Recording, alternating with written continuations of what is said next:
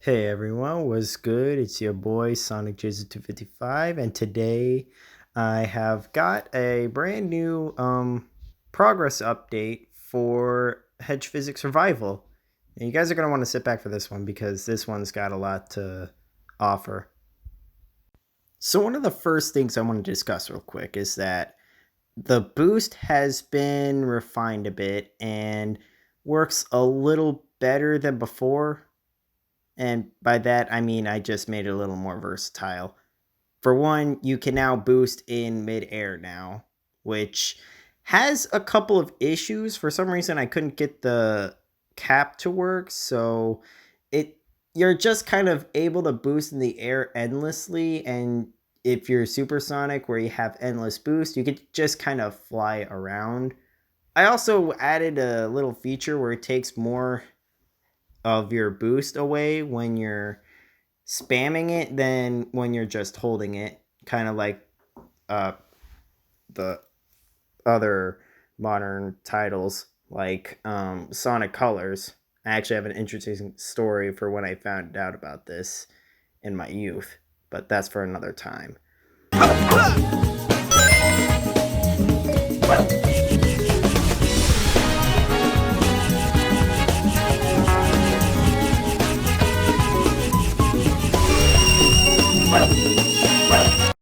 So another thing I've tweaked a bit since the last demo was I actually tweaked the double jump a bit.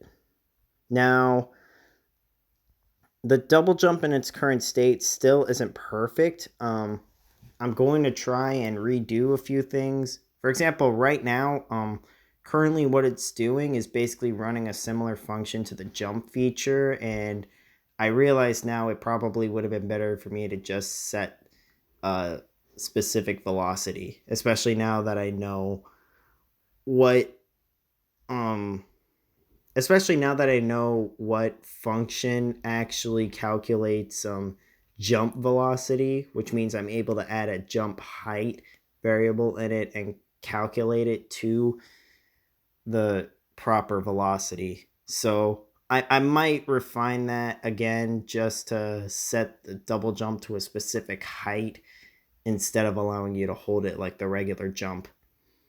But for the moment, it works basically how you would expect the double jump to work.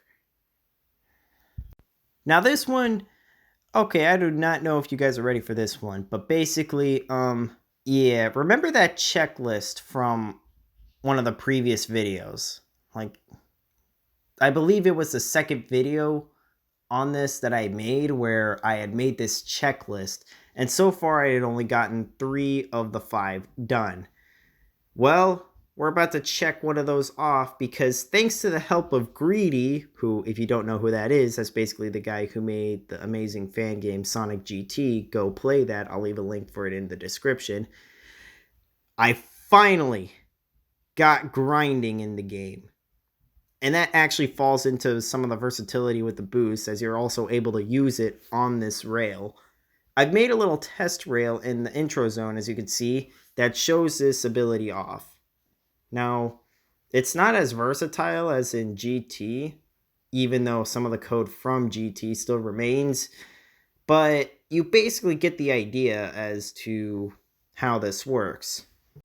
Now, one thing I decided to add as of yesterday, which would be the today as of recording it, but I saw a comment in one of my previous videos, actually in the video where I showed the demo nobody played, and basically somebody asked me why doesn't Blaze have a boost? And to be honest, I don't know why I didn't add the boost to Blaze in the first place, considering the first game she was ever introduced in, she had the boost.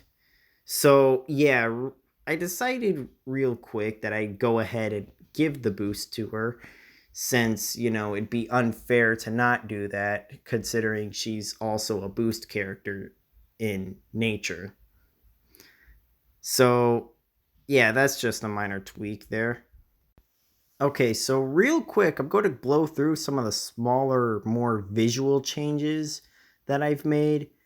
And yeah, I'm gonna start listing those off in 3, 2, 1. Sonic's animator has been changed so it no longer leads into that weird stomp animation after you finish a stomp, and now Sonic smoothly transitions back into his standing animation. Sonic has also been modified in his animator so that the death animation doesn't look as weird, though it still looks slightly weird and I need to fix it up a little bit more. But yeah, there's that. I've also fixed this weird glitch where apparently Sonic's homing attack trail was not appearing when Sonic did a homing attack nor a stomp. This was apparently because I put the container for this in the wrong prefab and was actually in a disabled game object. So, yeah, my bad. Another thing that I changed was these boost pads over here finally have their animation back because I decided to move their animation over from a script to a custom shader I made in Shader Graph. So there are some things I need to fix, and I'm going to address those things now.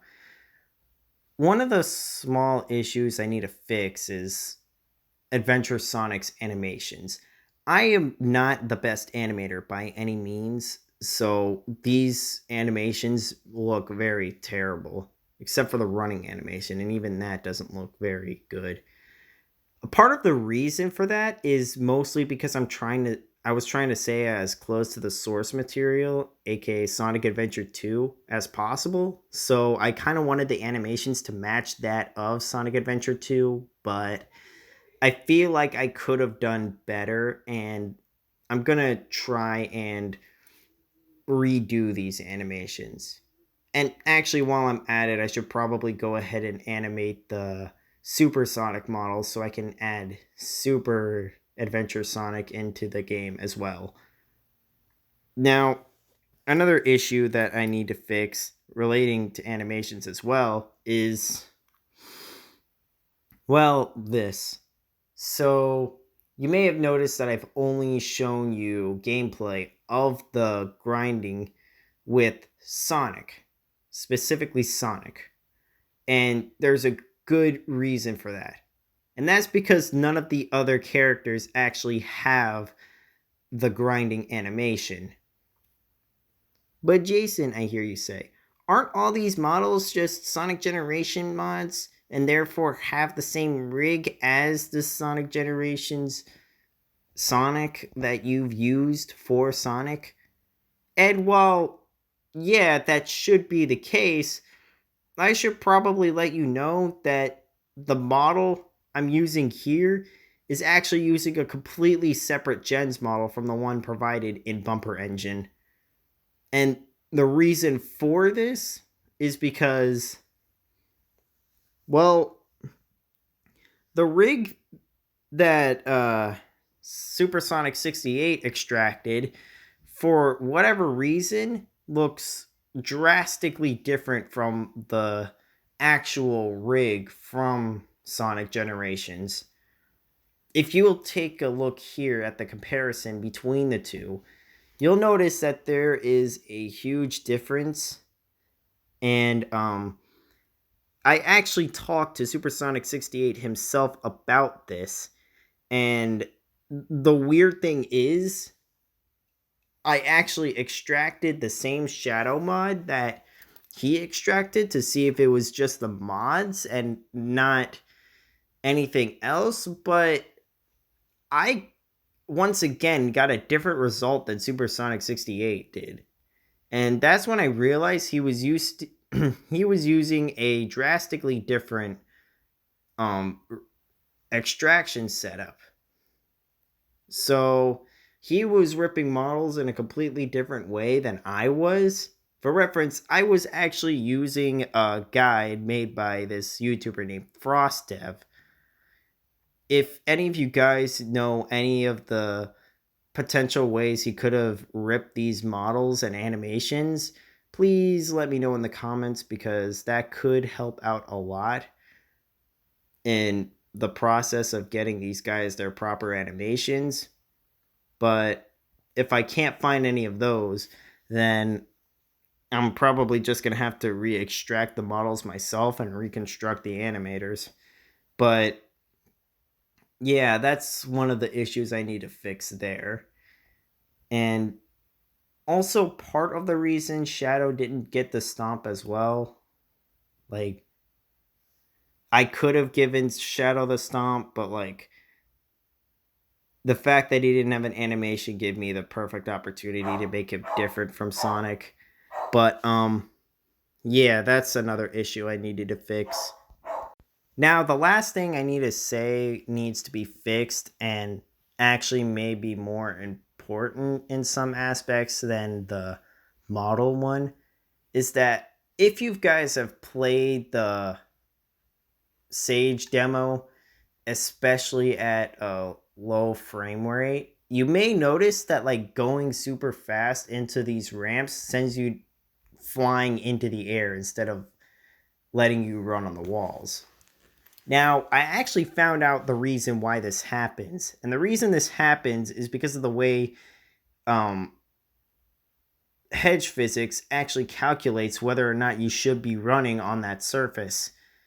So, when it's detecting an angle other than normal ground level angles, it basically needs to check angle what's what angle of the surface you were standing on previously and how different it was compared to the one you're standing on now.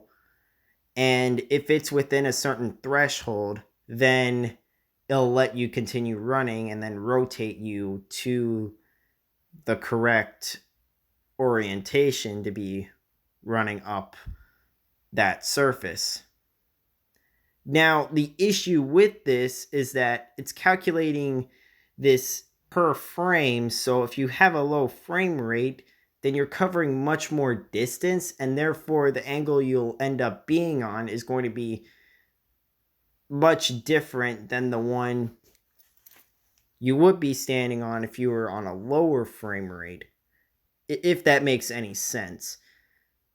Now, the only way I could think to fix this is by using a quarter step function that calculates what you would have been standing on in between then and now, like in between the previous frames. But as of now, neither me nor Greedy nor anybody else can figure out how to do this. Which actually, fun fact, Greedy actually attempted to port Bumper Engine over to 2018.3 or something himself, but ran into this issue and decided not to go through with it. I'm not quite sure why it doesn't happen in Bumper Engine in 2017.3 or anything like that, but yeah, that's just how it works, I guess. Now, before I end off this video, I want to quickly mention some things that I want to add in the future. And I mean like the near future, not far future, because I plan on releasing this in at max a month. But yeah, one of the things I want to add is the fifth thing on my checklist, which was extra camera triggers. Now, if you'll notice that the current camera triggers in Bumper Engine are kind of, how do I put this? Uh well, they're they're good, but there's not a whole lot you can do with them. Like you can lock them behind you, okay, but you could set them a certain distance away from you. That's cool and all, but like there's again not a whole lot you can do with that. Now, what I mean by adding extra camera triggers and stuff, I mean like I want to add like a CCTV camera mode or one of those on rail cameras that you'll see in certain sections of Sonic Generations or Unleashed. And Yeah, I just kind of want to see if I can add that into the game or engine. Now, another thing I want to add is, and I think we've all seen this coming, Tails and Knuckles. Now, you may have noticed that they were never implemented into Bumper Engine, and I don't remember what Supersonic 68 said, but whatever he said, I can almost guarantee you was something he fabricated to cover up the fact that um well, there isn't a whole lot of Tails mods to actually extract or rip to get the Tails model and animations. Same goes for Knuckles. In fact, the only two that are quality, at least, or even exist in the case of Tails, are the real Tails mod and the real Knuckles mod. And there's an issue with both of these. Now, if you know, this was made by Ultimate Darkman, and if you know anything about Ultimate Darkman's mods, is that they don't work with one of the more recent mod loaders for Sonic Generations, known as the Hedge mod loader. And there's a reason for this. Basically, he has these guys encoded, and yeah, I'm not messing with you here. I can't even open these files up in the Generations archive editor. Like, he has these things encrypted in some sort of way that only Sonic GMI can open. And I can actually see why he did this. Now, that makes it harder for us, but you gotta also think about it. It's also genius on him because he did this so that nobody could steal his model slash animations. Because these are all of these animations in the Real Tails and Real Knuckles mod. All of them were completely made by him, custom rig and everything. So it only makes sense that he'd want to protect his work so nobody else steals it without his permission. So I have to take the models that I can find out of Sonic Generations and then hand animate them myself, which, as I've clearly mentioned before, I'm not very good at. So who knows how this is going to turn out. I'm going to practice and see how it will work out, but eventually this should turn out to be all right. And as for functionality with these guys, Tails should be easy. It's Knuckles gliding slash climbing that should be a bit difficult, but um, I'll manage to figure it out. So, um, yeah, that's pretty much it. Thank you guys so much for watching. If you are interested in this project at all, you can play one of the Sage demos I've made in the description below. And if you're really interested to see how this progresses, be sure to subscribe, hit the bell for notifications, and also keep yourself updated on this playlist I have specifically for these progress updates. Or if you're just interested in the kind of content I make, just subscribe or something, I guess. Nobody's forcing you to do this. But yeah, that's going to be it for me. I'll see you guys in like a week or so. Uh, Goodbye.